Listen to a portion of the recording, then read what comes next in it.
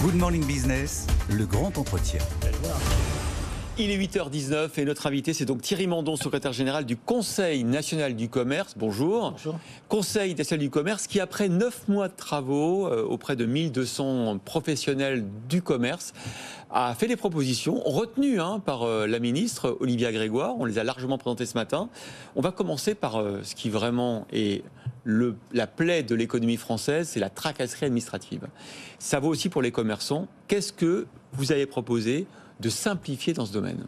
Alors, les propositions, il y a 70 propositions du Conseil, des commissions de commerçants qui ont décrit ce qu'ils vivaient au quotidien. C'est pas du baratin, c'est pas des études dans la chambre, c'est vraiment... ils ont été aidés par des chercheurs, et donc il y a un premier paquet de mesures qui a été annoncé hier par la ministre sur les autorisations d'exploitation commerciale. Finalement, quand vous ouvrez un magasin, vous devez demander des autorisations, mais ça prend 4 mois. Parfois, pendant 4 mois, vous faites rien. Quand vous reprenez une boutique, paf, vous devez redemander des autorisations entre la boutique café et la boutique café. Bref, tout ça, c'est très simple. Ça va être simplifié. Ce sera des déclarations aujourd'hui. Plus besoin d'autorisation. Donc on vous fait a priori confiance, et c'est seulement après qu'éventuellement vous pouvez être contrôlé. Oui, alors ça, c'est d'ailleurs un des points culturel très profond de la réforme, parce que c'est tout le problème de la complexité administrative. La complexité administrative, elle est à l'aune du manque de confiance dans les acteurs.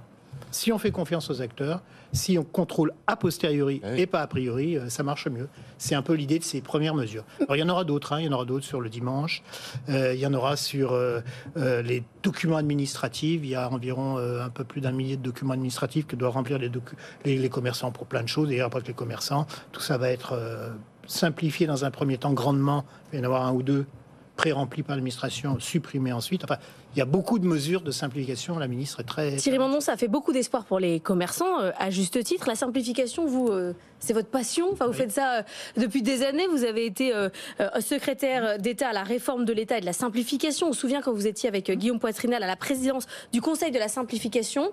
Vous y croyez encore que c'est possible, sincèrement, en France? Alors, moi, je crois... Vous partez là avec votre bâton de pèlerin. Oui. Non, parce que moi, je ne fais pas que de la simplification. Là, c'est ce qui sort, parce que c'est prêt. Je crois 2 choses. Premièrement, la simplification, ce n'est pas la dérégulation. La simplification, ça doit être fait au nom du droit. Ça doit rendre le droit lisible et applicable. Aujourd'hui, c'est tellement compliqué que... Donc, c'est pas rayer des normes ou des lois... Parfois, ça peut être rayer des normes, mais c'est le rendre le droit opérationnel.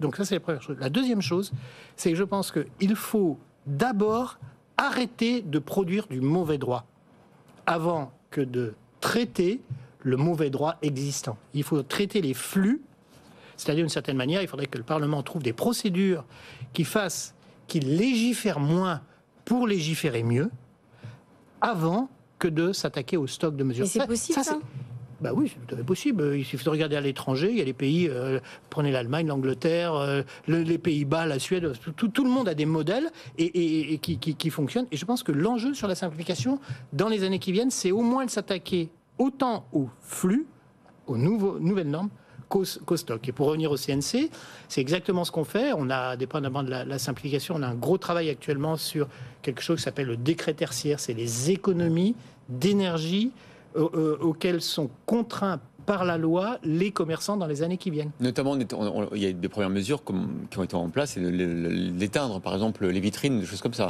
Oui, alors ça, c'est le plus, j'allais dire, entre guillemets, simple, mais c'est tout à fait exact. Ouais. Mais ils ont des objectifs très, très, très puissants. 30% de réduction d'ici 2030, 40 en 2040, 50 en 2050. Bon. Ça, c'est pas une usine à gaz, justement Justement, comment on fait pour que ça... Et là, la loi a été votée, les décrets d'application, les projets de décrets sont sortis, et là, hop, on a regardé ça, on a dit, non, les gars, là... C'est n'importe quoi. Si vous voulez que ça se fasse, il ne faut pas le faire comme ça. Il faut à la fois prendre en compte la spécificité du métier de commerçant et faire des normes applicables. Moi, je suis pour les normes. D'ailleurs, pas une société où il n'y a pas de normes. Pareil pour le travail le dimanche, vous l'avez évoqué très rapidement tout à l'heure, mais pour l'instant, il n'y a rien. Le travail le dimanche, pourquoi est-ce qu'on ne laisse pas les gens finalement travailler quand ils veulent et ouvrir quand ils veulent? Vous connaissez, vous êtes un professionnel de l'économie, vous connaissez les enjeux, y compris sociaux, qu'il y a derrière ces... Et donc ça, c'est de la négociation. Alors après, il y a des revendications toutes bêtes. Je prends un exemple tout bête. Dans une ville de province, les marchés, les dimanches, on doit arrêter à 1h, 13h. Bon. Et le marché, il finit à 13h. Donc entre 13 et 14h, il y a peut-être la possibilité de demander une ouverture supplémentaire. C'est ce que demandent les commerçants. Ils ne demandent pas la libéralisation du dimanche, mais ils disent on pourrait ouvrir 1 heure de plus. Je sais que c'est à l'étude chez Madame Vautrin. Est-ce que vraiment aujourd'hui le problème du petit commerce en centre-ville, des galeries commerçantes, c'est le poids des normes et l'organisation, ou c'est pas juste qu'à un moment donné il y a un problème d'offre, il y a une demande qui correspond pas, il y a la concurrence d'Amazon, il y a des gens qui veulent plus acheter des fringues de moyenne gamme. Est-ce qu'avec la simplification on va régler tout ça? Non, mais moi je suis pas venu ici parler de simplification. Je réponds à vos questions. Je pense que vous avez parfaitement raison. Sur l'avenir des centres-villes à moyen terme, la ministre l'a expliqué hier, il y a une très grosse préoccupation, qui est d'abord une préoccupation urbanistique et sociologique. Les centres-villes, la population des centres-villes évolue, et les couches moyennes supérieures quittent les centres-villes, elles préfèrent vivre au vert, le télétravail accélérer ça, et donc il y a une fragilisation sociologique des centres-villes. Ensuite, il y a toutes les problématiques de transition environnementale. Comment on va circuler ? Comment on va se garer? On l'a bien vu à Paris, regardez le sort du BHV qui est dans un quartier quasiment piétonnier.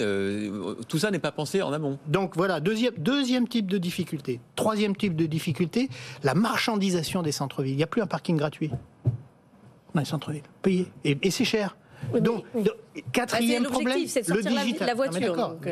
Oui, d'accord. Mais enfin non, la voiture, parce qu'ils sont juste à côté des centres-villes, mais ils sont payants. Longtemps, ils étaient gratuits. Quatrième problématique, les problématiques, vous avez référence, de vente par plateforme, ainsi de suite. Le modèle est en train de changer complètement. C'est ça qu'il faut avoir à l'esprit, et il faut trouver des réponses appropriées, assez profondes, pour changer ça. Et ces réponses, elles sont très simples. Enfin, simples. Oui, c'est quoi? C'est compliqué. D'abord, il faut que les commerçants comprennent que tout seuls, ils mourront. Tout seuls, dans un centre-ville, ils auront de grandes difficultés. L'illusion, je me sauve moi-même, c'est fini. Qu'est-ce qu'il faut faire alors? Il faut monter des groupements de commerçants, pas des associations. Plus que ça, il y a des systèmes, les sociétés, ce qui s'appelle les SIC, par exemple, des coopératives, qui portent un certain nombre de fonctions partagées entre eux. La livraison, toute la partie logistique, éventuellement un vrai site internet de la rue de la République dans telle ou telle ville. Enfin, il faut qu'ils se mutualisent. Il faut que les élus locaux, pas seulement les maires, les agglos, là il y a déjà un petit problème, les départements et les régions, et des décisions urbanistiques cohérentes. Enfin bref, il y a un certain nombre d'acteurs qui doivent prendre en compte ce diagnostic et apporter les réponses appropriées nouvelles. Et là, on a des chercheurs qui nous aident beaucoup à élaborer ça. Vous parlez aussi d'intelligence artificielle, j'ai vu dans vos recommandations. Oui. Qu'est-ce que concrètement on peut faire en matière d'IA pour des petits commerces? Et ça veut dire quoi, prendre ce sujet en charge? Déjà, le commerce est déjà touché, enfin, je ne sais pas comment il faut dire, touché, victime, oui, est-ce qu'ils ont besoin de vous? Est-ce qu'ils ont besoin de vous pour les aider sur l'IA? Ou du CNC ou des recommandations d'un gouvernement? Je pense que oui. Je pense que d'abord, il faut savoir ce que c'est. Il y a beaucoup d'acteurs, même assez puissants dans toute l'économie, qui soient dans le commerce, dans les services, dans l'industrie, qui ont besoin de mieux connaître l'IA, de voir comment ça peut être utilisé. Et là encore, c'est des investissements, je pense notamment les plateformes des informations aux consommateurs, c'est des plateformes qui doivent être mises en place, qui doivent être, à mon avis, mutualisées. En tout cas, on souhaite faire d'ici l'été, la ministre l'a aussi dit hier, une grande journée sur l'innovation dans le commerce, IA, mais pas seulement IA, ça peut être plus large que l'intelligence artificielle. Maintenant qu'on a ce plan, toutes ces solutions que vous nous avez exposées, qu'est-ce qu'on fait? Parce qu'il y a beaucoup d'acteurs à mettre sur la table, des gens très différents, des politiques, des commerçants à mettre d'accord. C'est quoi concrètement le calendrier? Alors, le calendrier, c'est d'ici l'été. Vous avez dit c'est pas un gros machin. Vous avez dit il faut que ça soit dans les faits. Il faut que ça produise. Sinon, on ne fait pas des conseils juste pour amuser des gens. En plus, d'ailleurs, ça ne les amuse pas, même si c'est très sympathique. Donc, il y a ces deux réflexions, l'avenir des centres-villes et l'innovation dans le commerce. Et il y a 4 rapports et propositions qui sortent. Une sur la transition environnementale. Dans le monde du commerce, c'est plusieurs dizaines de milliards d'investissements dans les années qui viennent. Il faut que ce soit rendu lisible pour les pouvoirs publics, pour tout le monde, le volume d'investissement qu'il faut, et pas seulement macro, mais micro, c'est-à-dire 10 magasins, 10 exemples très concrets. Qu'est-ce que ça représente la transition environnementale? La transition digitale, là, il y a énormément à faire, je ne rentre pas dans le détail.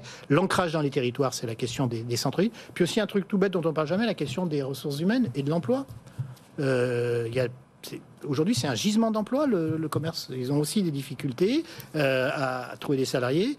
Ils ont des efforts à faire pour probablement, parfois, ici ou là, leur offrir plus de perspectives professionnelles, même si c'est un secteur qui permet l'ascension sociale. Bref, ces 4 dossiers-là et propositions sortent avant l'été. Merci beaucoup Thierry Bandon, secrétaire général du Conseil national du commerce, d'avoir été avec nous.